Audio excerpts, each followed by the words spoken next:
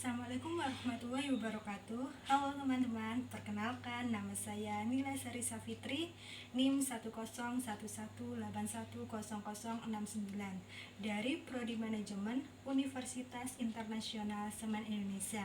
Nah, di sini saya akan menjelaskan nih bagaimana sih bahaya masker medis jika kita membuangnya secara sembarangan. Jadi, simak terus video ini ya.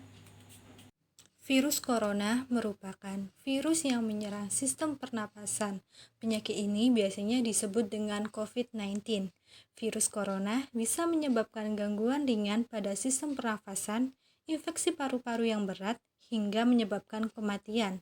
Gejala awal infeksi virus corona atau COVID-19 bisa menyerupai gejala flu, yaitu demam, pilek, batuk kering, sakit tenggorokan, dan sakit kepala. Untuk itu, pemerintah Indonesia menggalakkan untuk menerapkan protokol kesehatan dan penerapannya yang pertama, terapkan social distancing, yaitu menjaga jarak minimal 1 meter dari orang lain.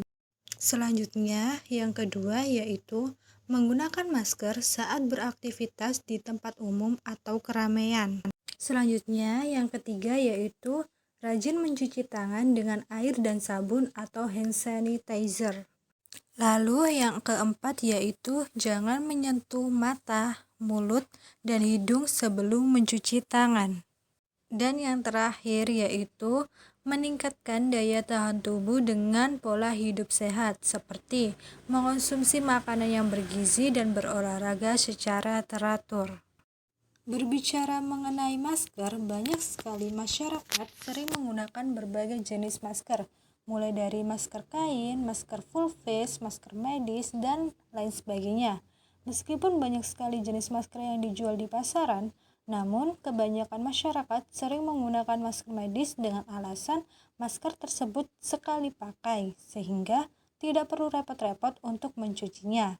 Dengan begitu, banyaknya masyarakat menggunakan masker medis mengakibatkan banyak sekali limbah masker medis di tempat pembuangan. Bahkan limbah masker medis merupakan limbah yang termasuk limbah B3. Termasuk para medis juga banyak menggunakan masker tersebut sampai berlapis-lapis, dikarenakan mereka berkontak langsung dengan penderita dan masker medis memang memiliki penyaringan yang bagus. Dampak yang ditimbulkan oleh limbah B3 dari masker medis jika tidak dilakukan pengolahan yang benar adalah virus yang masih hinggap di masker tersebut masih hidup dan bisa menularkan ke orang yang memegang masker tersebut. Lalu, masker medis juga bisa menjadi polutan yang berbahaya. Bahkan, untuk pengolahan limbah medis sendiri masih tidak karuan.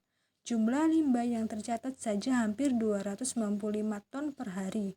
Kapasitas pengolahan swasta dari 10 perusahaan dominan di Jawa, sekitar 171 ton per hari. Sementara yang bisa diolah 63 insinerator layanan kesehatan berizin hanya 53 ton per hari. Ada selisih tak bisa terolah sekitar 70 ton per hari. Kesenjangan inilah yang disebut memicu banyak masalah. Cara pengelolaan limbah masker medis yang pertama, potong-potong dan buang. Kementerian Kesehatan dan Kementerian Lingkungan Hidup dan Kehutanan sudah mengeluarkan pedoman yang sama. Masker dipotong-potong atau dirusak terlebih dahulu sebelum dibuang. Cara ini disarankan untuk mencegah penyalahgunaan seperti dijual kembali. Lalu yang kedua yaitu tempat penampungan sementara atau TPS atau depo transit. WHO dan Badan Kesehatan Publik di Inggris menyarankan memasukkan limbah APD saat COVID-19 ke dalam kantung plastik kuning 2 lapis dan ditampung selama 72 jam di tempat sementara sebelum dibuang ke fasilitas pengolahan akhir. Lalu yang ketiga yaitu metode penguapan atau autoklaf, berfungsi sebagai pengganti metode pembakaran untuk mencegah lepasan presence organic pollutants atau senyawa organik yang bersifat racun dan bertahan lama di lingkungan. Metode autoklaf memperlakukan limbah medis menjadi steril dengan cara menggunakan uap panas, dicacah dan akhirnya dibuang ke TPA. Dan yang terakhir yaitu pembakaran atau insenerasi.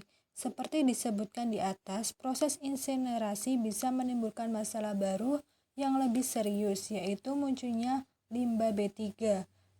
Limbah B3 yang berbentuk abu yang terbang di udara, kerak sisa pembakaran, dan emisi dari tengku bakar yang mengandung dioksin, partikel sangat lembut, dan logam berat yang berpotensi mencemari air, tanah, dan udara.